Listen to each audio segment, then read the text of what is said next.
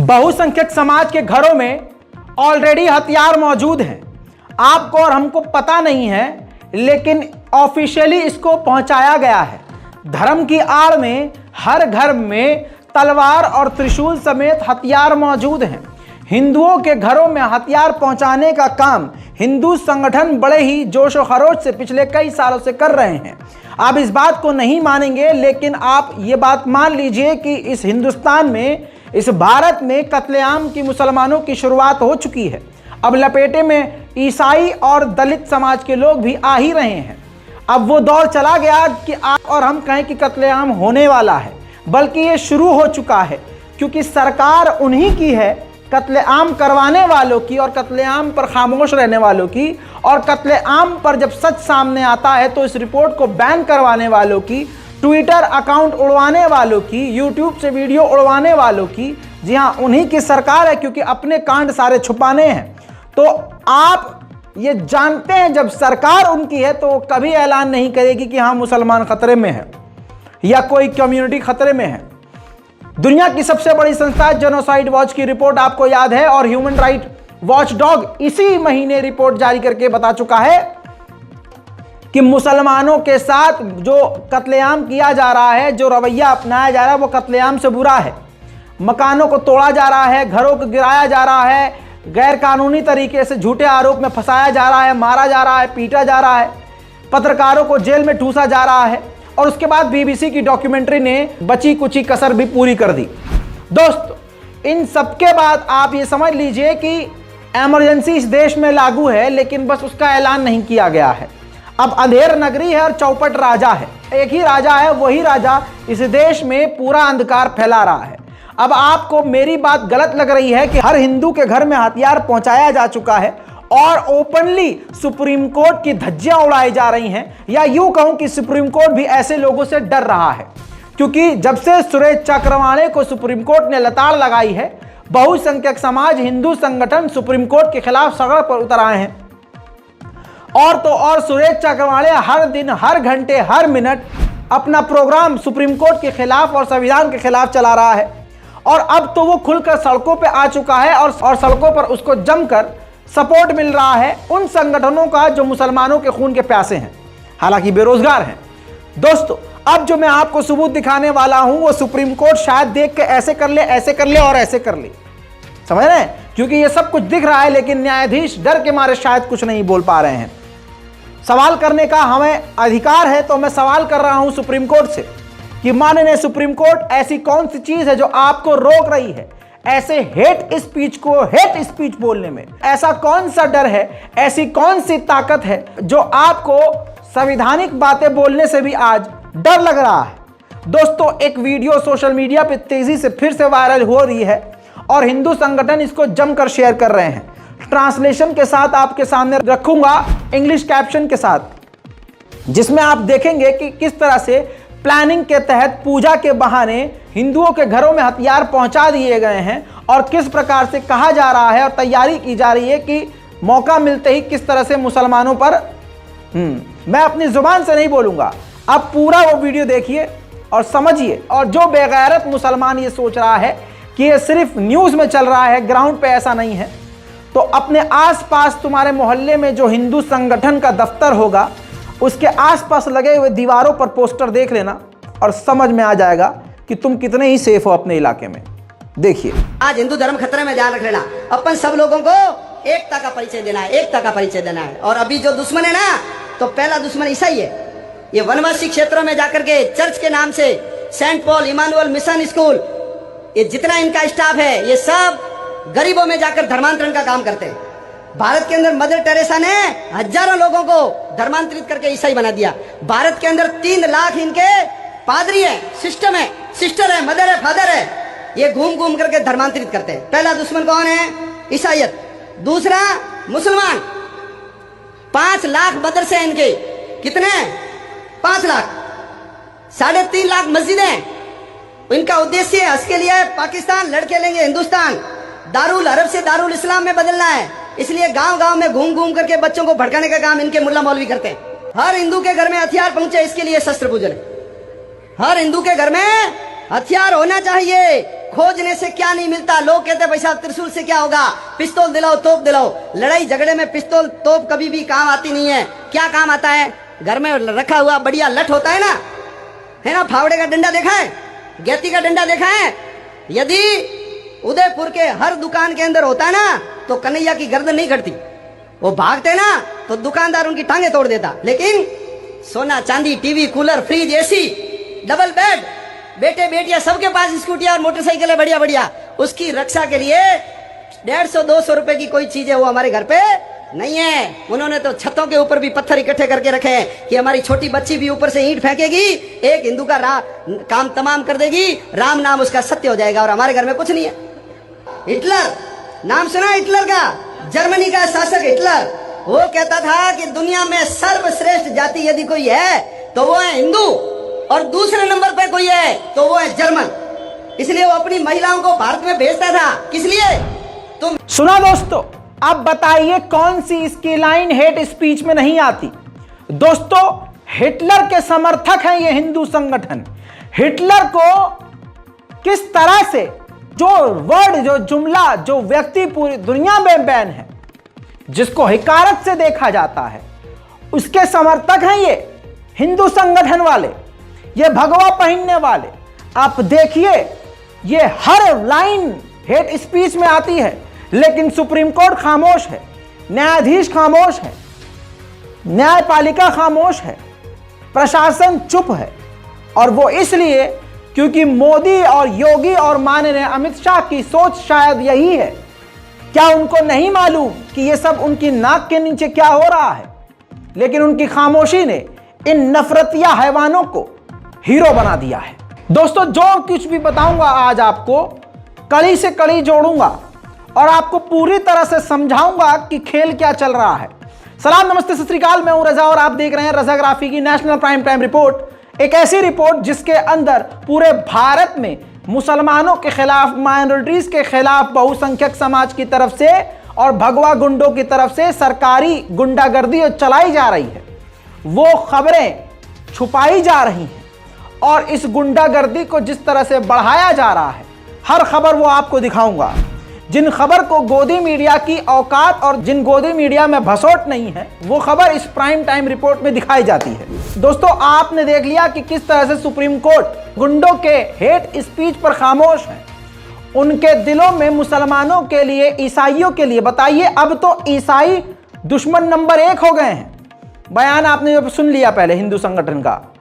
अब आप देखिए कि इतने खून के प्यासे हैं ये मुसलमानों के, ईसाइयों के, दलितों के, कि खुलकर बयानबाजी कर रहे हैं और पूरी तैयारी कर चुके हैं। ये 2014 के बाद से ये लगातार लूप चल रहा है, लगातार चल रहा है। हथियार बांटना, मुसलमानों के खिलाफ प्लानिंग करना, कानून मुसलमानों के खिलाफ बनाना, फर्जी इल्जाम लगाकर। अब देखिए दोस्तों, जो भी कानून भारत में बनाया जा रहा है, मुसलमानों के खिलाफ उसका जमकर हिंदू लोग इस्तेमाल कर रहे हैं, संघी इस्तेमाल कर रहे हैं। कैसे? गौ हत्या के नाम पर कितने मुसलमानों को मारा गया। पहले गुंडे मारते थे, पहले मवाली मारते थे, बेरोजगार ये संघी हैं, ये मार देते थे अपनी खुन्नस निकालने के लिए और कहते थे ये गौ हत्या करने वाला था, या हमारी गाय माता को खा रहा था, गाय की तस्करी कर रहा था। पहले ये चल रहा था। अब दोस्तों, नफरत को इतना बढ़ावा दिया जा चुका है कि जिनके कंधों पर सितारे लगे हैं, जिनको प्रशासन का, कानून का रखवाला कहा जाता है, वो खुद आतंकवादी बन चुके हैं।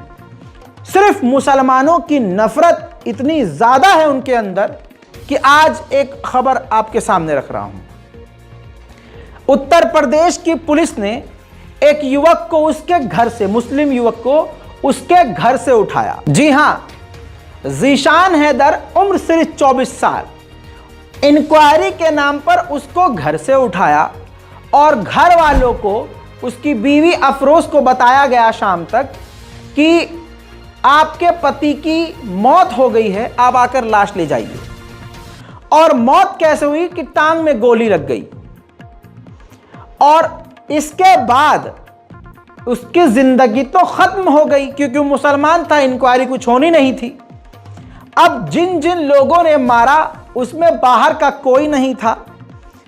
इंक्वायरी के नाम पर उठाया, इल्जाम यह लगाया कि गौ तस्करी में इसका हाथ था और इसको फिर मार दिया, यह कहते हुए कि ये गैर कानूनी काम कर रहा था। कानून हाथ में लेके पुलिस वालों ने कत्ल कर दिया।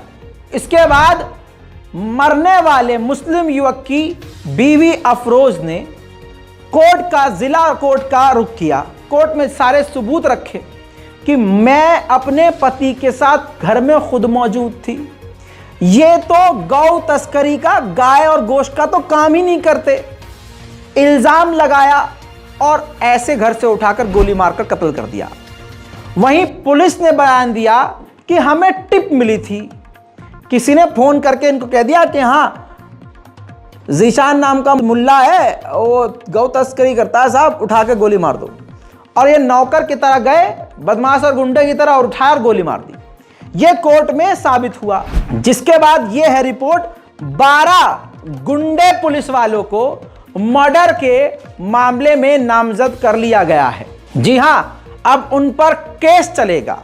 इंस्पेक्टर तक इसमें शामिल है।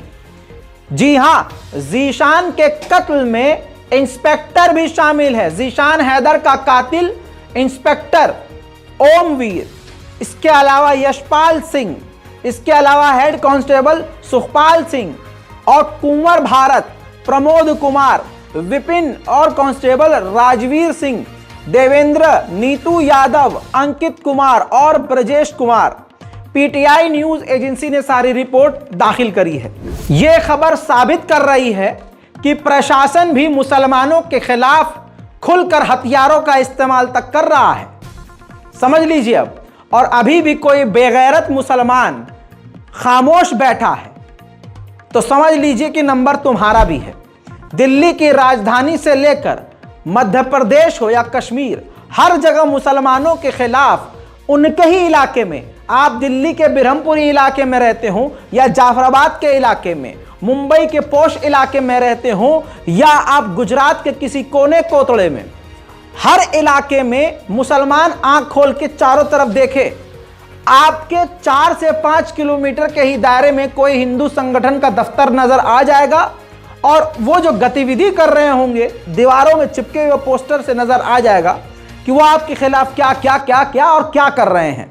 लेकिन फिर भी मुसलमान खामोश, मुर्दा। और क्यों है मुर्दा? क्योंकि हमारे जो बड़े हैं, जो मुसलमानों के बड़े हैं, वो खामोश बैठे हैं। उनको लगता है 5 टाइम सिर्फ अल्लाह अकबर, चलो नमाज पढ़ो और घर जाओ। यही इस्लाम है, यही देशभक्ति है? नहीं। मुसलमानों को अपने आप को बचाने के लिए आगे आना होगा, अपने ईमान का मुजाहरा करना होगा, जुल्म के खिलाफ बोलना होगा, कानून को समझना होगा। हमारे उलमाए दीन को एक बार फिर से नफरत के खिलाफ खड़ा होना होगा। यही वो उलमाए दीन है। हमारे बुजुर्ग उलमाए दीन ने ही भारत की आज़ादी में सबसे पहले जान को निछावर किया। अंग्रेज़ों के खिलाफ उलमाए दीन ने सबसे लंबी जंग लड़ी। जिन मदरसों को आज गिराया और बदनाम किया जा रहा है, इन्हीं मदरसों के ज़रिए उलमाए दीन ने भारत की आज़ादी के आंदोलन को आगे बढ़ाया। इन्हीं मदरसों के ज़रिए प्लानिंग की गई कि किस तरह से अंग्रेज़ों को यहाँ से भगाना है। इनका इतिहास में मौजूद है। लेकिन दोस्तों, आज मदरसे से तकलीफ किसे है? उस ज़माने में मदरसे से तकलीफ अंग्रेज़ों को थी और आज के ज़माने में अंग्रेज़ की नाजायज़ औलादों को मदरसे से तकलीफ है। तो आप अच्छे से कनेक्ट कर पाएंगे। भैया जी, आप तो प्रशासन का मैंने आपको चेहरा दिखा दिया। कल की रिपोर्ट में मैंने बताया था कि किस प्रकार से अब जज भाजपा और आरएसएस के कार्यकर्ता बनाए जा रहे हैं। अब एक नई तस्वीर आ गई है सामने। देखिए, जहालत चरम सीमा पर है। विकास की बजाय हम गड्ढे में जा रहे हैं, आगे बढ़ने के बजाय हम पीछे जा रहे हैं। देखिए, ये है हाल। जज का बयान ये है कि पूरी दुनिया की समस्या का समाधान गाय के अंदर है। गुजरात के कोर्ट ने कहा कि गाय जानवर नहीं, मां है। गौ हत्या बंद हो जाए तो धरती की सारी समस्याएं खत्म हो जाएंगी। अब यहां से ये समझ लीजिए कि जिस जज की ये जबान है वो कितना पढ़ा लिखा होगा और वो कौन से संगठन का होगा और किसके समर्थन से वो जज बना होगा। बहुत सारी चीजें इससे क्लियर हो गई हैं।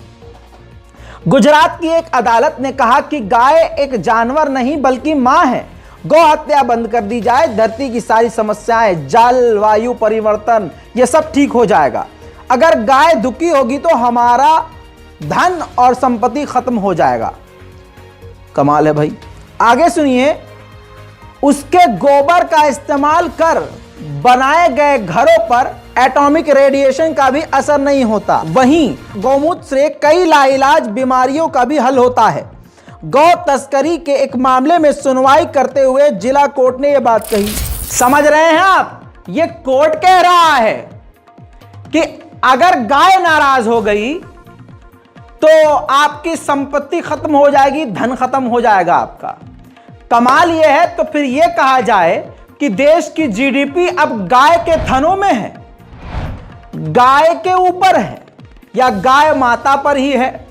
गाय अगर खुश है तो भारत का विकास होगा, पैसे बढ़ेंगे, हमारी करेंसी आसमान पर जाएगी। है अच्छा, गाय माता की वजह से ही भारत की तरक्की होगी, कोर्ट कह रहा है, गुजरात कोर्ट। और पेशाब से गाय के बहुत सारे समाधान होते हैं। तो ये कोई पढ़ा लिखा व्यक्ति कह सकता है, जबकि साइंस मना कर रही है। याद है ना, कोरोना जब आया था तो पेशाब पे पेशाब लोगों ने पिया था गाय का, दैट दनादन। उसके बाद क्या हुआ, जो पेशाब पी रहे थे उनमें से भी कई लोगों की मौत हो गई। जो गौमूत्र पी रहे थे ग्रुप में पूरे भाई साहब, उनको भी टीका लेना पड़ा। तो अगर आपके गौमूत्र में इतना दम था तो टीका क्यों लेना पड़ा आपको। चलिए आगे आ जाइए। गौमूत्र खूब दबा के पिया, उसके बावजूद भारत में कोरोना फैला बुरी तरह से। तो रोक पाए क्या, नहीं रोक पाए। तो आज ये देखिए गुजरात के जज साहब क्या कह रहे हैं। इतना ही नहीं, ये भी कह दिया कि परमाणु हमला, अबे हमको S-400 की जरूरत नहीं है, कोई डिफेंस सिस्टम की जरूरत नहीं है। बॉर्डर से S-400 हटा दो, डिफेंस सिस्टम हटाओ, राफेल हटाओ, हर जगह गोबर के पहाड़ बना दो, हर जगह गोबर के पहाड़ बना दो, और पूरे भारत को चारों तरफ से गोबर की दीवार बना दो। भाई देश में बहुत सारी गाय हैं, करोड़ों गाय होंगी, गाय वो हगती होंगी, और वो गोबर गाय का ले जाकर इस भारत की दीवार बना दो चारों तरफ से। बॉर्डर जो है गोबर से भर दो, या बॉर्डर के इलाके में गायों को तैनात कर दो, वहीं हगती रहेंगी, गोबर करते रहेंगी, और गोबर से जो है पहाड़ दीवार बनते रहेंगे। क्योंकि माननीय कोर्ट ये कह रहे हैं, गुजरात के जज साहब ने कहा है कि गाय के गोबर से बने हुए घर पर परमाणु रेडिएशन का, परमाणु बम का असर नहीं होता है, रेडिएशन का असर नहीं होगा।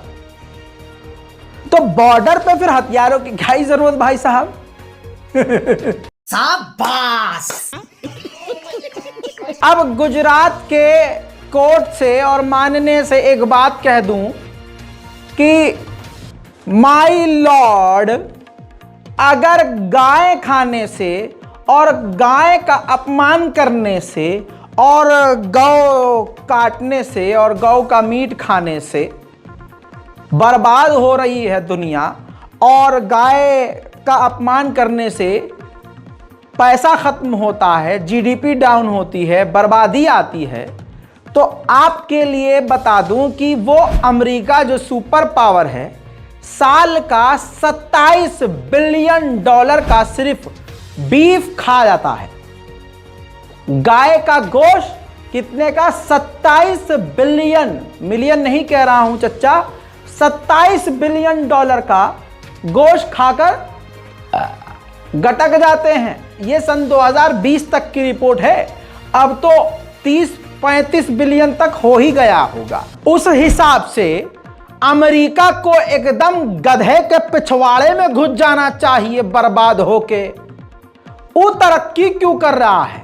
रही बात यहूदी इजराइल की, तो वहां भी बीफ खाया जा रहा है। तो यह बात कुछ जनता को हजम नहीं हुई। ये आरएसएस का जो प्रोपेगेंडा आपने कानूनी जबान का इस्तेमाल करते हुए दिया है, ये हमारे संविधान के हिसाब से लग ही नहीं रहा है। हाँ, वो बात अलग है कि आप ये अपील करें कि गौ का जो तस्करी होता है, गाय का, हम भी ऐलान कर रहे हैं अपने से, भाई गाय का गोश्त वोश्त मत खाया करो, गाय मत काटो, क्योंकि हमारे इस्लाम में भी ये बात कही गई है कि जिस चीज़ से अगर प्रोपागंडा फैल रहा हो, बवाल हो रहा हो, वो काम आप मत करो। अब यहाँ पर फ़र्क है, इसका मतलब ये नहीं है कि कोई गूखोर आके कहता है तुम्हारे अजान होने से बवाल हो रहा है, नमाज पढ़ने से भी हम बवाल करेंगे, तो नमाज पढ़ना बंद करो। तब तो जूता उठा के एड़ी की तरफ से तुम्हारा मक्खन मतलब गोबर लगाकर मुंह पे चिपकाए चले जाएंगे। भारत संविधान से चलता है और संविधान हमको आज़ादी देता है, हर धर्म यहाँ पर बराबर है। तुम चाहे कितना हाय हुल्लड़ कर लो, जो तुम्हारे दिमाग में वो हो नहीं सकता। खैर आगे बढ़ते हैं, अगली खबर है बिहार से। ये तस्वीर देखिए दोस्तों, बिहार में एक ईसाई व्यक्ति पर इल्ज़ाम लगाया कन्वर्जन का कि ये धर्मांतरण करवा रहा है और उसको बुरी तरह से पीटा गया। और यहाँ पर भी बजरंग दल के गुंडों ने इसकी पिटाई की। अब पूरी दुनिया के ईसाई इस बात को कान खोलकर सुन ले कि आपका भी मुसलमानों जैसा ही हाल होगा अगर आप खामोश रहे। हालांकि हमें यकीन है मोदी जी ने बहुत अच्छा अपना बजवा दिया डंका बीबीसी की डॉक्यूमेंट्री को बैन करके। हुआ उल्टा ये कि पूरी दुनिया में और वो ज़्यादा देखी गई। अब दोस्तों बजरंग दल का आतंक पूरे ही देश में नज़र आ रहा है। ये जो तस्वीर आपने देखी, ये ऐसी तस्वीर पहली नहीं है। अगर आप हमारी रिपोर्ट्स देखते हैं तो आप रोज़ ऐसी तस्वीरें देख रहे होंगे। मैं कोई एनिमेशन के थ्रू तो लाता नहीं हूँ, ये कोई मोदी जी की तरह मन की बात करके तो ला नहीं रहा हूँ। ये तस्वीरें हकीकत में हो रही हैं, हकीकत में आ रही हैं। और ये सब क्यों हो रहा है? क्योंकि मोदी जी खामोश हैं। और अगर मोदी जी बोल भी रहे हैं कि भाइयों बहनों मुसलमानों के खिलाफ बयानबाजी मत करो, उसके बाद भी भीड़ उनकी अब उन्हीं की बात नहीं सुन रही है। उन्हीं की भीड़ उन्हीं की अब बात सुन ही नहीं रही है। ये कमाल है। उधर ये ताज़ा तस्वीर फिर से देखिए, जिसको हिंदू यूट्यूबर और लोकल चैनल्स खूब प्रमोट कर रहे हैं।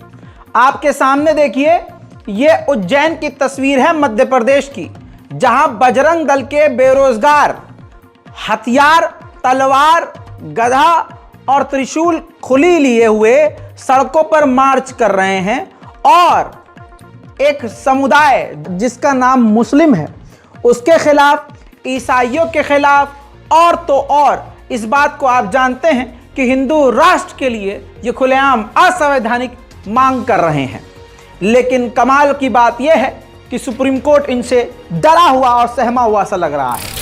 दोस्तों सर में दर्द हो गया होगा आपके ये नफरत की चीजें देखकर। इतनी सारी नफरत, नफरत, नफरत, नफरत, हिंसा, हिंसा, ईसाइयों को मारना, मुसलमानों को मारना, दलितों का मारना, ये सब कुछ मैं आपको अपनी रिपोर्ट में दिखा रहा हूं। ये पूरे देश में हो रहा है। एक तरफ देश में ये हो रहा है और अफसोस के साथ हमारा गृह मंत्री, इस देश का गृह मंत्री, जो आपका मेरा हिंदू, मुस्लिम, सिख, ईसाई सबका गृह मंत्री है, वो माननीय राजनाथ सिंह सामने आकर कह रहे हैं कि कहां दिख रही है राहुल गांधी को नफरत? कहीं नफरत नहीं है। यह भारत की छवि, यह कांग्रेस पार्टी पूरी दुनिया में खराब कर रही है। आपके दिमाग की नसें खुल जाएंगी भाई साहब, इनके जुमले सुनो, क्योंकि आपको इसी रिपोर्ट के अंदर मैंने नफरत दिखा दी है। अब इनके जुमले सुनिए। कहां उनको नफरत दिखाई देता? सारी दुनिया में या कांग्रेस के लोग भारत को बदनाम कर रहे हैं मेरे बहनों भाइयों, इसका उन्हें जवाब दिया जाना चाहिए। सारी दुनिया में भारत की छवि खराब करने की कोशिश कर रहे हैं। भारत में नफरत ही नफरत है। जिस भारत की इज्जत सारी दुनिया में बढ़ी। ये हमारे रक्षा मंत्री हैं, यानी एक जिसे पप्पू कहते थे उसने अपने आप को आयरन मैन साबित कर दिया और 56 इंच के पसीने छूट गए, चड्डी गैंग की चड्डियां गीली हो गईं। और रक्षा मंत्री को देश की सुरक्षा पर बोलना चाहिए। वो भारत का मजबूत रक्षा मंत्री, हम तो मजबूत कहते हैं भाई साहब, पूरी दुनिया की सबसे बड़ी ताकतवर पार्टी और पूरी दुनिया का सबसे ताकतवर प्रधानमंत्री किससे घबरा रहा है? बीबीसी की डॉक्यूमेंट्री से घबरा गया। भारत का महान सर्वशक्तिमान रक्षा मंत्री हमारा एक राहुल गांधी पर टिप्पणी कर रहा है कि ये हमारे भारत की छवि। तो दोस्तों, ये वही सोच है। इनकी सोच पुरानी है, नई कोई नहीं है। जो इन्होंने बात करी है वो पुरानी नहीं करी। जब जेनोसाइड की रिपोर्ट आई, जेनोसाइड वॉच की, तो इन्होंने कहा भारत की छवि खराब हो रही है इससे, ये भारत की छवि खराब कर रहा है बाबा। ओहो, ये तो देश विरोधी बातें हैं भारत के खिलाफ। अच्छा चलो भाई, कोई बात नहीं। फिर उसके बाद ये ह्यूमन राइट वॉचडॉग की रिपोर्ट आई अभी 2023 में ही। अरे भारत की छवि, गृह मंत्रालय हमारा बोला ये भारत के खिलाफ बयानबाजी है, ये भारत की छवि खराब करने वाली बात है, ऐसा कुछ नहीं है हमारे यहाँ। सब सब सब सब सब सब चंगासी, सब चंगासी भाई साहब। उसके बाद क्या, कितनी रिपोर्ट्स आई? एमनेस्टी इंटरनेशनल की रिपोर्ट आई, उनके बैंक अकाउंट को सीज कर दिया। अब जिस देश में एक कंपनी काम कर रही है और उसके मेन अकाउंट को बंद कर दोगे आप, बैंक अकाउंट को, तो वो काम कर पाएगा? वो बैंक बंद करके चला जाएगा। ऐसे ही एमनेस्टी चला गया। भारत में ह्यूमन राइट की कई सारी संस्थाएं अपना कामकाज बंद करके जा चुकी हैं और ये हर बार ऐसे ही कहते हैं कि अरे ये जो झूठ है। अब ये बीबीसी की डॉक्यूमेंट्री आई तो उसमें कह दिया कि ये देश विरोधी, भारत की विरोधी काम कर रहा है। ये बीबीसी भारत का विरोधी है। जब मोदी जी की बीबीसी तारीफ करते तो ओह व्हाट अ चैनल।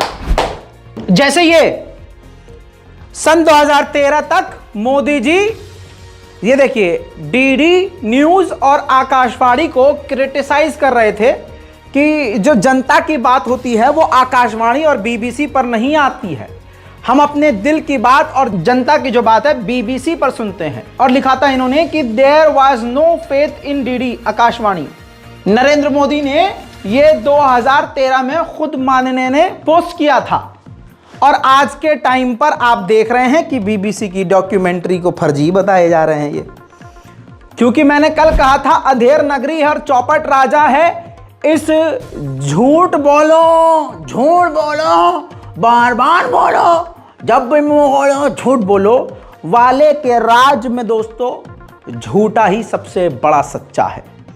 और सच बोलने वाले देश के गद्दार हैं, मक्कार हैं, फरेबी हैं, देश के लिए खतरा।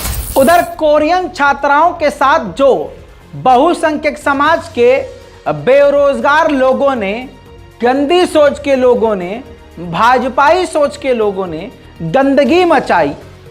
जी हां, हटा दीजिए, दोबारा नहीं दिखाऊंगा बार बार आपको, बस याद दिलाना था आपको इस तस्वीर के साथ। आपको बताऊं, मेरठ पुलिस ने FIR दर्ज किया है #अनजान लोगों के खिलाफ।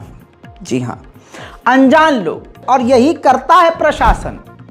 अगर मुसलमान नाम हो तो भाई साहब खानदान कुरेद के पकड़ लेती है पुलिस, और जहां बहुसंख्यक समाज के लोग हों तो भाई साहब सब कुछ सामने होने के बाद बेचारी पुलिस अज्ञात लोगों के नाम पर FIR करती है। तो चलिए अज्ञात लोगों का परिचय हम देते हैं। अगर यूपी पुलिस की आंखें बंद हो गई हैं तो हम खोल देते हैं। ये हैं वो अज्ञात लोग। तस्वीर भैया, उत्तर प्रदेश पुलिस आंखें खोल के देख ले। यकीन है मुझे कि अगर मुल्ले होते तो ब्लर भी तस्वीर होती तो अमेरिका इंटेलिजेंस जाती हमारी और वहां से तस्वीर को साफ करवा के हाई टेक्नोलॉजी के साथ उन तस्वीरों को प्रिंट किया जाता। उत्तर प्रदेश की दीवारों और जगह जगह चौराहों पर बड़े बड़े पोस्टर लगा दिए जाते। अब ये तस्वीर देखिए, जो अज्ञात नाम पर जो उत्तर प्रदेश की पुलिस ने FIR, खासकर मेरठ पुलिस ने FIR करी है, ये है वो अज्ञात लोग जिन लौंडों ने, जिन छात्रों ने 2 विदेशी महिलाओं के साथ बदतमीजी करी। तस्वीर फुल स्क्रीन पर इसलिए लगा रहा हूं कि कोई पुलिस वाला उत्तर प्रदेश का ये ना कहे कि हमारी आंख कमजोर रही तो हमको दिखात ना रहा। भैया जी एकदम साफ फोटो लगवा दिए हैं और जिनके बारे में आप अज्ञात लिखे हैं ये वही अज्ञात थे। अगर और भी एडिशनल जानकारी चाहिए तो पूरी की पूरी वीडियो आपको अगली रिपोर्ट में दे देंगे। इंस्पेक्टर साहब जब मन में चोर होता है तो अज्ञात के नाम ही FIR होता है। अब दोस्तों बागेश्वर धाम के फर्जी बाबा का कांड देखिए और सुनिए, क्योंकि हिंदू संगठन, तमाम फर्जी संगठन एक फर्जी बाबा को सपोर्ट करने के लिए सामने आ गया, क्योंकि वो मुसलमानों को मारने की बात कर रहा है, क्योंकि वो हिंदू राष्ट्र की बात कर रहा है, क्योंकि वो भाजपाई बात कर रहा है, भाजपा की सोच वाली बात कर रहा है। तो जब उसको खुल्लम खुल्ला पत्रकारों से, संगठनों से समर्थन मिला, तो अब वो खुलकर अपनी औकात दिखाने पर आ गए। आप साक्षी जोशी को अच्छी तरह से जानते होंगे। ये वो पत्रकार हैं जिन्होंने ग्राउंड पर उतर के सारे जनता समाज, इस देश के सवालों को रखा है। आपके लिए, हमारे लिए, गरीबों के लिए, हिंदू, मुस्लिम, सिख, ईसाई सबके लिए आवाज उठाई है। जब भी किसी पर जुल्म हुआ, जो भी जेन्युइन सवाल हुआ, इन्होंने किया और सवाल उठाया और आवाज उठाई जुल्म के खिलाफ। मेरी तरह और सैकड़ों लोगों की तरह ये भी यूट्यूब पर सच दिखाने की कोशिश करती हैं। इन्होंने अक्सर अपने ट्विटर से भी हक बात बोलने की हिम्मत रखी है। ये देश की बेटी है, पाकिस्तान की तो नहीं, वो तो अल्लाह का शुक्र है कोई ये मुसलमान नहीं थी, वरना कहानी कुछ और होती।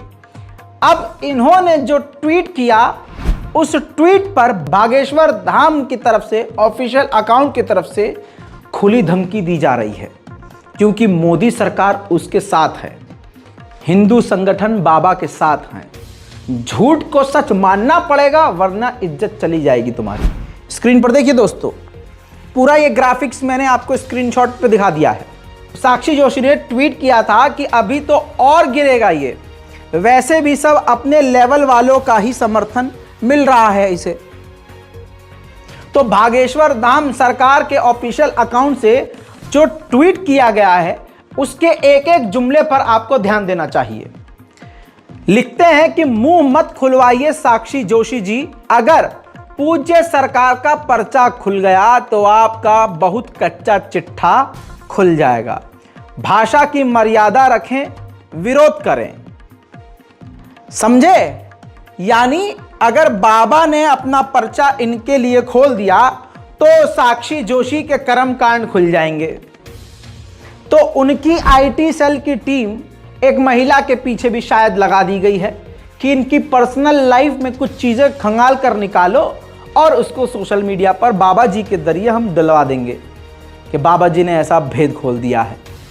तो दोस्तों, जो लोग भारत की महिला को देवी कहते हैं, ये वो लोग हैं जो औरत की इज्जत को उछालने की धमकी दे रहे हैं। दोस्तों, मैंने कल आपको बताया था कि असली बाबा और फर्जी बाबा दोनों इस समाज में मौजूद हैं। फर्जी बाबा हमेशा उछल कूद करता है, नौटंकी करता है, और असली बाबा क्या कहते हैं आपको मैं सुना चुका हूं। जो असली बाबा होंगे ना, जब वो बोलेंगे, उनकी वाणी में ऐसी चीज होगी, उनकी बातों में इतनी पॉजिटिविटी होगी कि आप हिंदू हो, मुस्लिम हो, सिख, ईसाई हो, आपको सुन के अच्छा लगेगा, क्योंकि वो चुभने वाली बात नहीं करेंगे, वो दिल दुखाने वाली बात नहीं करेंगे। ऐसी ही एक बेहतरीन हिंदू स्पीकर हैं जया किशोरी जी। मैं इनके अक्सर बयानात सुनता हूं, कभी ये किसी भी धर्म का अपमान नहीं करती हैं। देखिए, वो बता रही हैं कि सनातन धर्म का मतलब क्या है, पाखंड से दूर है सनातन। यही बात मैं 2 साल से कहता आया हूं, लेकिन सरकारी हिंदुओं को समझ में नहीं आ रहा है। देखिए कि जैसा मैंने कहा कि आपका धर्म, सनातन धर्म, आपको अंधविश्वास नहीं सिखाता। आपके सारे स्क्रिप्चर्स प्रश्नों से शुरू हुए हैं।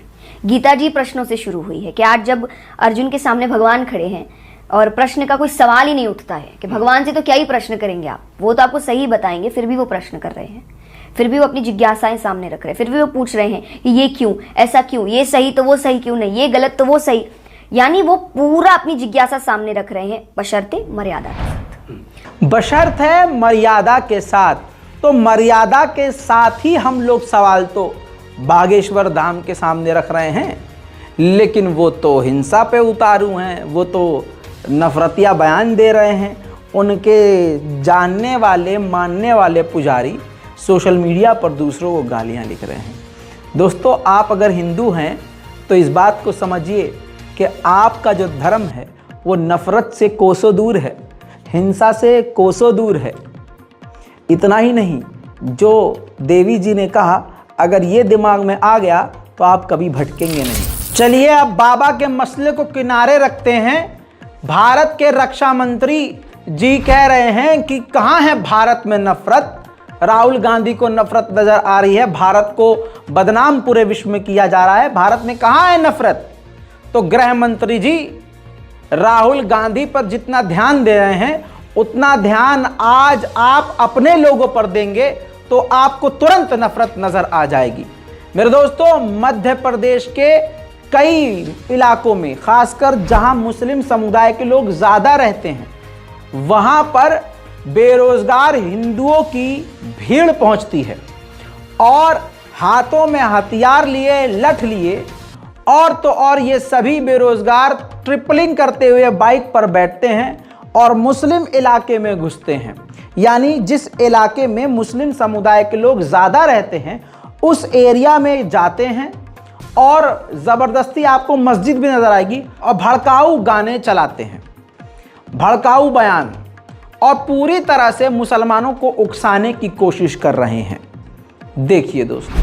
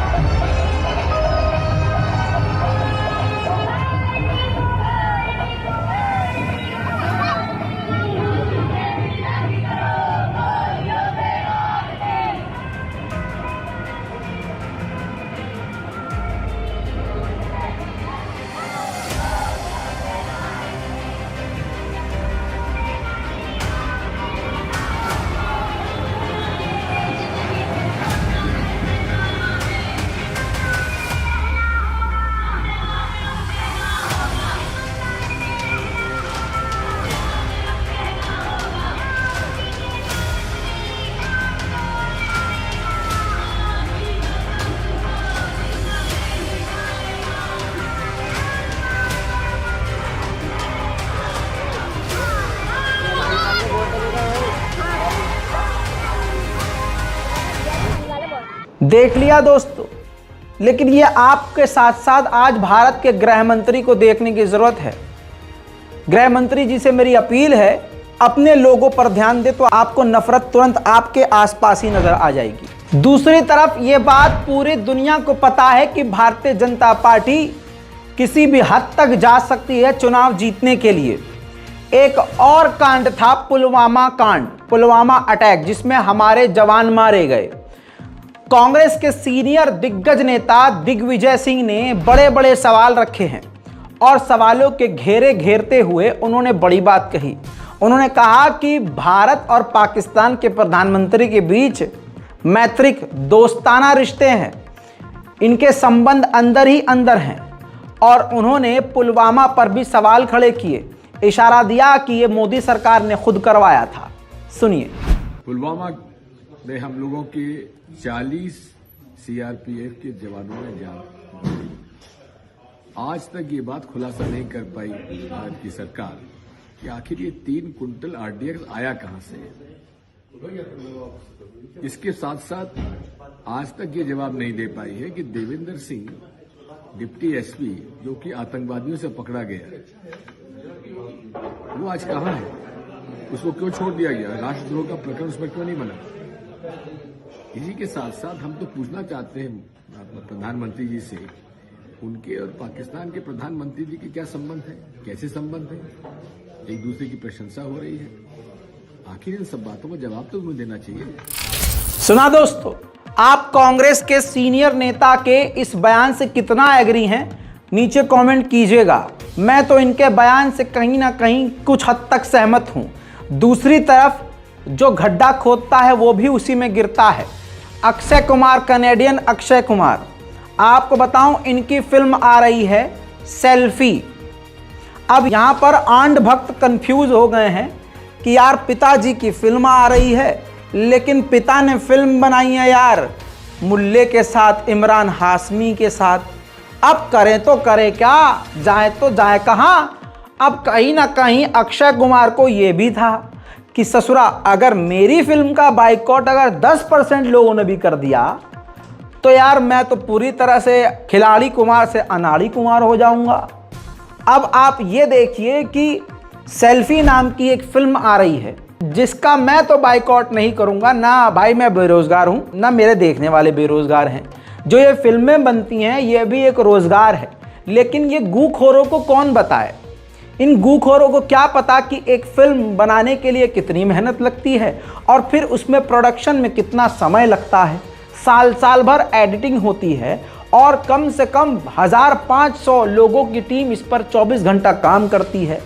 वो जो काम करते हैं वो भगवा पहन के जंगलों में बैठकर एडिटिंग नहीं करते हैं, वो नौकरी करते हैं, पैसा मिलता है और उससे देश में वो टैक्स भी आता है। फिल्में जब लगती हैं तो हर जगह से टैक्स कलेक्ट होता है और फिल्म मेकर और वो फिल्म के बनाने वाले भारत की सरकार को मोटा टैक्स देते हैं और उन फिल्मों से भारत का कहीं ना कहीं नाम भी होता है। तो ये सारी चीज़ें अंधभक्तों को क्या पता? उनको तो जो सुबह सुबह जब आंख में कीचड़ फंसा होता है तभी मोबाइल में उनको एक नया जाल फेंक कर नए काम के लिए फंसा लिया जाता है कि भक्तों आज ये बाइकॉट करना है। अब अक्षय कुमार को ये कहीं ना कहीं डर था कि भाई मेरी सेल्फी मूवी का बाइकॉट न कर दें। इस पर बाइकॉट पर उन्होंने बोला है कि काफ़ी तकलीफ होती है, अच्छा नहीं लगता। अभी योगी आदित्यनाथ जी ने बोला है कि सुनिए। So positivity is always welcome, ma'am. And if our Prime Minister is saying something like this, I think he's India's biggest influencer. If he's saying something and if things change, it'll be great for the industry. And why not? It should change. Things should change. Because we go through so much. हम फिल्में बनाते हैं, फिल्में को sensor board में ले जाते हैं, वहाँ से पास करवा के सब कुछ ले जाके फिर कोई ना कोई कुछ ना कुछ बोल देता है, फिर गड़बड़ हो जाती है सब कुछ। लेकिन अभी I think because he said it, I think things will work out for us.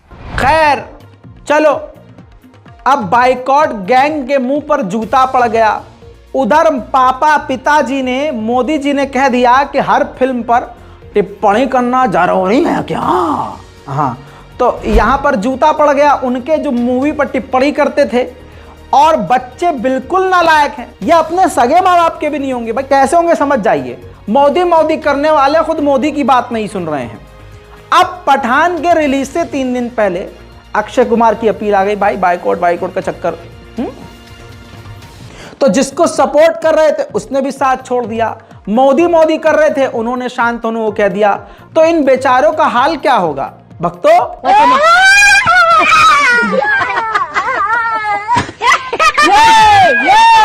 बात फिल्मों की आई है तो एक नंगे डायरेक्टर विवेक अग्निहोत्री के बारे में ऐसी चीज दिखाऊंगा कि आप चौंक जाएंगे और अंधभक्त अपने बाल नोचेंगे, सर के नहीं कहीं और के, और नोच कर पागल हो जाएंगे। ये देखिए, एक वक्त वो था कि यही विवेक अग्निहोत्री 2010 में ऐसा लाइन इसने ट्वीट किया था कि अगर आज ये कर दे तो इसका विवेक अलग कर दे और अग्निहोत्री अलग कर दे भारतीय जनता पार्टी। देखिए क्या लिखा था इसने, BJP versus Congress, Shah versus स्टेटलर। और अगली लाइन देखिए, मास मर्डरर्स एवरीवेयर। भाई साहब 2002 को लेकर आज जिस प्रकार से ये बचाव में उतरे हैं, यही गूखोर, यही है गोबर जिंदगी, ये इनकी औकात थी। और ये देखिए, ये भी सन 2011 का इसका ट्वीट है। जावेद को रिप्लाई करते हुए इसने कहा था कि I agree but think Hitler's initiated holocaust is also one of them in modern times. Gujarat के कत्लेआम पर भी इसने मोदी को निशाने पर लिया था। और आज ये देखिए खुलकर किस तरह से समर्थन में आया हुआ है। ये ट्वीट डिलीट किया हुआ है, डिलीट कर चुका है। तो इसीलिए तो जिनकी नसों में माफी वीर का खून हो वो बहादुर कैसे हो सकते हैं? तुम्हारी यही औकात है। गजब बेइज्जती है। चलिए याद है ना भारत के गृह मंत्री क्या कह रहे हैं? नफरत नहीं है देश में। और यही विवेक अग्निहोत्री ने देश में नफरत का मूत मूता और अभी तक नंगा मूत मूत रहा है, लगातार नंगा नाच कर रहा है। खुद की बिटिया ब्रा पैंटी में नंगे अधनंगे फोटो आज भी इंस्टाग्राम पर डाल रही, दिखाऊंगा नहीं माफ कीजिएगा, डाल रही है। और ये दूसरों को संस्कार पे ज्ञान पेल रहे हैं। खुद अधनंगी और घटिया ये ऐसी ऐसी फिल्में कि आप परिवार के साथ देख ना सकें, ये आज संस्कार की बातें पे ले जा रहे हैं। ये नंगे लोग आज संस्कार की बात कर रहे हैं। अब आप ये देखिए कि इसने कश्मीर फाइल्स बनाई और मोदी को खुश कर दिया। भारत के प्रधानमंत्री पहले कोई ऐसे हैं जिन्होंने एक फिल्म को प्रमोट किया और उनके सभी टटपूंजियों ने मिलकर जमकर इसका समर्थन किया। फिर भी वो हिट नहीं हुई, बस शोर मचाया गया कि हिट हो गई। अब वो फिल्म फर्जी साबित हुई और मक्कार और झूठ फरेबी वाली साबित हुई। अगर वो सच्ची है तो ये कहते हैं, जैसे कहा कि अरे हिंदू थतले में कश्मीरी हिंदू, हर बात में कश्मीरी हिंदू, ये चीखने लगते हैं। जैसे ही इनसे विकास की बात कर दो तो ऐसा लगता है कि किसी कुत्ते के पूंछ पर आपने पैर रख दिया, कुत्ता शुरू हो गया। और कभी कभी लगता काट न ले, मोबाइल से निकल के ट्वीट में से निकल काट न ले। और विकास की बात कैसे कर ली तूने यार, तूने मोदी से सवाल कैसे कर लिया? ये ऐसे करने लगते हैं। लेकिन क्या आप जानते हैं असली पंडित कश्मीरी अभी जो सड़क पर बैठे हैं वो खुद कह रहे हैं कि इस मोदी सरकार ने, भाजपा ने हमें और हमारे नाम का इस्तेमाल किया। अब ये दोनों चीजें लाइव हैं। कश्मीर फाइल्स ये नाम का इस्तेमाल ही तो है। और असली कश्मीरी पंडित आज असली नेता को, कश्मीरी पंडितों की सुनने कौन गया? अमा भैया कश्मीरी पंडित सड़क पर बैठे हैं अपनी सुरक्षा के लिए कि हमें सुरक्षा दो या हमारा ट्रांसफर करो। अब जितनी देर ये प्रदर्शन कर रहे हैं, मोदी जी ने सबकी तनख्वाह रुकवा दी। एक तो बेचारे कश्मीरी पंडित मारे गए और रोजगार से भी जा रहे हैं, पैसा ही दबा के बैठी है मोदी सरकार उनका। उनकी सुनने तो कोई नहीं गया। अब राहुल गांधी जब कश्मीर पहुंचे तो कश्मीरी पंडितों ने अपना उनको दर्द बताया। सुनिए। एक एम्प्लॉयज का इशू है जो पिछले 6 महीने से धरना बैठे हैं, जिसकी सैलरीज बंद है और government is very adamant that पहले आप ज्वाइन कीजिए वहाँ पे, उसके बाद आप वहाँ पे मेंटेनेंस के टारगेट बन जाइए, तब आपको सैलरी नहीं। आपको ये कहना चाहिए कि आप पहले वहाँ ज्वाइन करने की कंडीशन बनाइए। ये आपका फेलियर है वहाँ पे। और अब इंटरनेशनल मीडिया को बता रहे हैं कि वहाँ पे हालात ठीक है। हमें तब तक रिलोकेट कीजिए कहीं पे आउटसाइड वैली। जब आपके हालात ठीक हो जाएंगे हम वापस चले जाएंगे। इलेक्शन के टाइम पे याद आते हैं। They are just using the Kashmiri Pandits only for the vote politics, nothing else. They have always used us. The name of Kashmiri Pandits, 4 lakh have been this thing has been happened. Only when election comes, they get activated regarding Kashmiri Pandits. जो ये unidentified बोलते हैं वो समझ नहीं आ रहा है sir आज तक। उसको शॉर्ट किया था उसी दिन और वो लेटर अल्लाह टाइगर से निकालिए सर वहाँ पे। Maybe next month I am on, I live in Srinagar sir. हो सकता है कल को मुझे टारगेट कर लेंगे। I got no security, I got no fear about. जो काम कांग्रेस ने किया वो दिखा रहे हमने किया है, कुछ नहीं किया, उन्होंने 1 रुपए का काम नहीं किया। सुना? अब आप ये देखिए कि पप्पू कौन है। मानता हूं कि चलिए आपके हिसाब से राहुल गांधी पप्पू है, लेकिन कम से कम अपने वाले को भी गप्पू मानो फिर तुम। अब अगर राहुल गांधी ने यहां 4 लोगों के बीच सुनी है इनकी बात, तो अपने प्लेटफॉर्म स्टेज पर जाकर कश्मीरी पंडितों की बात भी उसी राहुल गांधी ने रखी। पिछले प्रेस कॉन्फ्रेंस में मैंने इनसे सवाल पूछा, प्रेस वालों से सवाल पूछा। आमतौर से ये पूछते हैं। मैंने पूछा भैया एक बात बताओ, आप नरेंद्र मोदी जी का चेहरा 24 घंटे दिखाते हो, आप ऐश्वर्या राय जी की बात करते हो,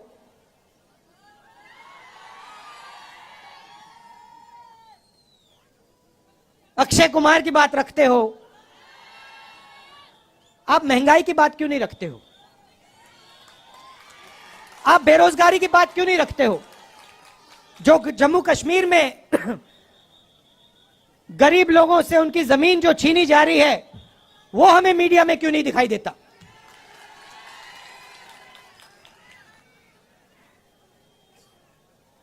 जो कश्मीरी पंडितों के साथ यहां सरकार अन्याय कर रही है। आज सुबह मेरे साथ सुन लिया। अब आगे बढ़ते हैं खबरों में भाई।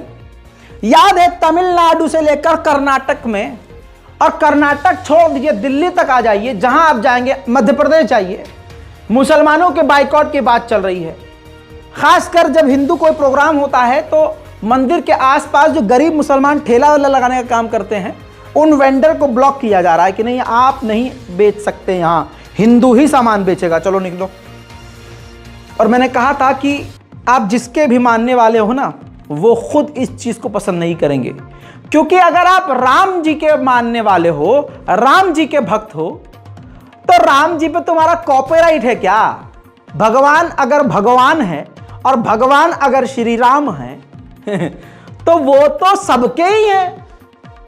तो अपने लॉजिक में तुम्हारे ही मुंह पे तुम्हारा जूता मैं मारूंगा। सुनो, चलिए आपके लॉजिक के हिसाब से, और यह हकीकत है, भगवान हमारा अल्लाह सिर्फ हमारा थोड़ी है, आपका भी है। हमारा अल्लाह तो काफिरों का भी है।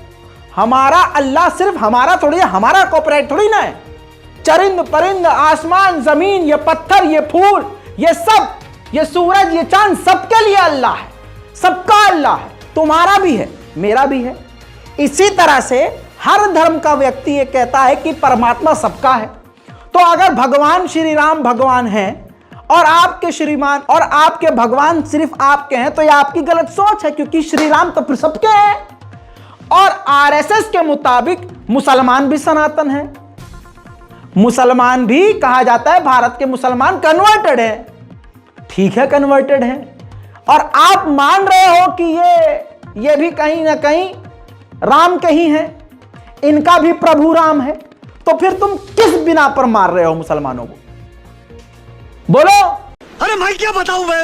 अरे बोलो, किस बिना पे? तुम्हारे ही लॉजिक से, आरएसएस के लॉजिक से भारत का मुसलमान भी राम का है और राम सबके हैं। तो तुम श्री राम के नाम पर ही मुसलमानों को, जो तथाकथित तुम्हारे हिसाब से खुद सनातनी है, जो बदले गए हैं, फिर क्यों मार रहे हो? क्यों उनसे नफरत कर रहे हो? हैं? फंस गए अपने जाल में, हैं? अब भगवान श्री राम तुम्हारे इस घटिया काम से खुद नाराज हैं। क्यों? तुमने क्या क्या किया है? और अब देखिए, ये तमिलनाडु की मंदिर के अंदर की वीडियो है। वहां उत्सव चल रहा था, क्रेन गिर गई और क्रेन के ऊपर भक्त चढ़कर माला पहना रहे थे भगवान की मूर्ति को। माला भगवान को पहनाने के लिए क्रेन लेकर गए और वो क्रेन पलट गई। वो तस्वीर पूरी नहीं दिखा सकता हूं, झेल नहीं पाएंगे और वीडियो ब्लॉक हो जाएगा। तो क्रेन पूरी पलट गई, जिसमें 4 हिंदू सनातनी मारे गए, जो भगवान जी को उस क्रेन के जरिए माला पहनाने के गए थे। 9 लोग बुरी तरह से घायल हैं, हालात गंभीर हैं।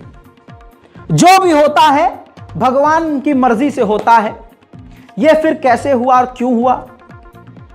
और आपको एक बात और बता दूं, जांच में यह पाया गया है, तमिलनाडु पुलिस का यह कहना है कि इस मंदिर के अंदर परमिशन ही नहीं थी क्रेन की। ये गैर कानूनी तरीके से ये भक्त लेके आए थे, क्रेन भुगत रहे हैं।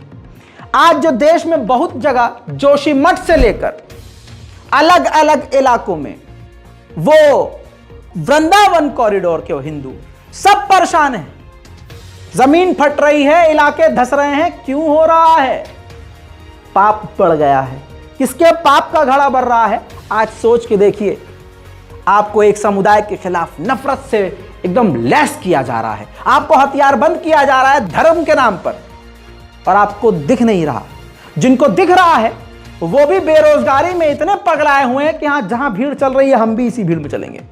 संभल जाइए।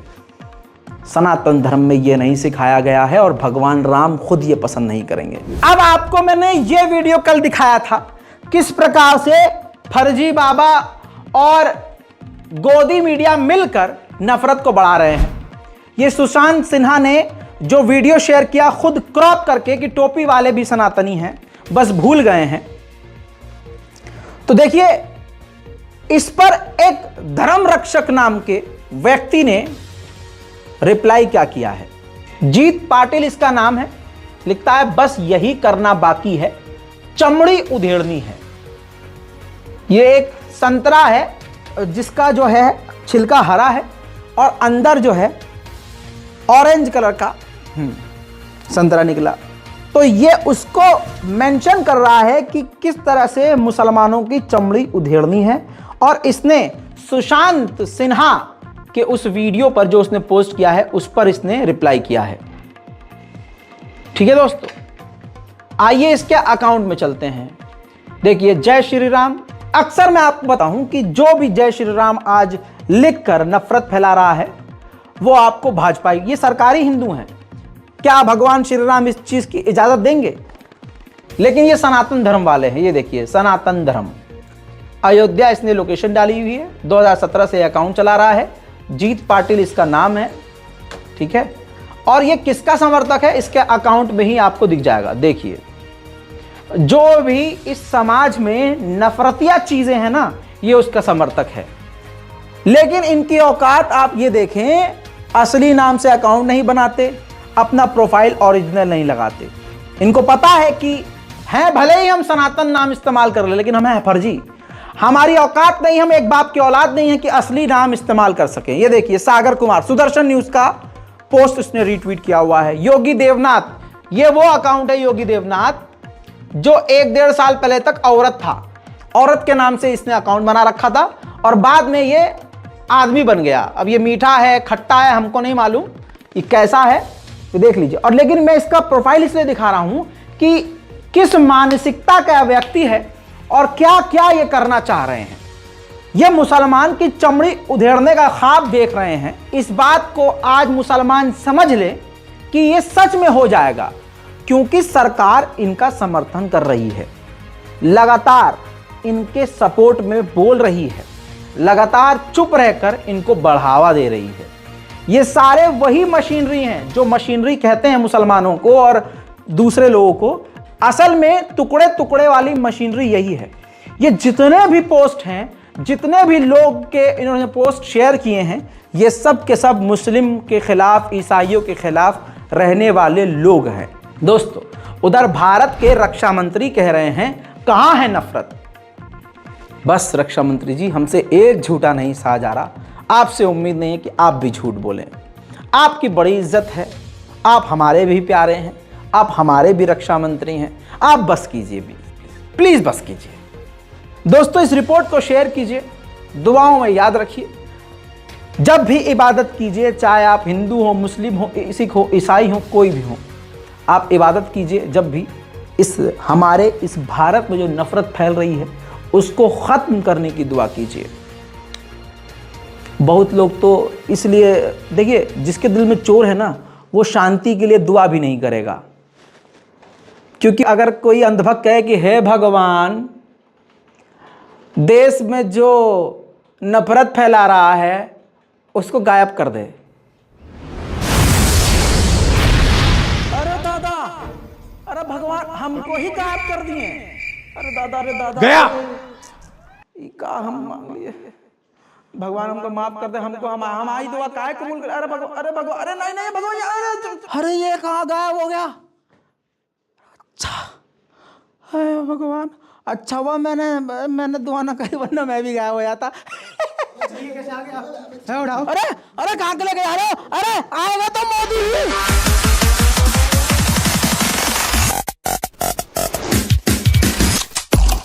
तेरा बाप आया।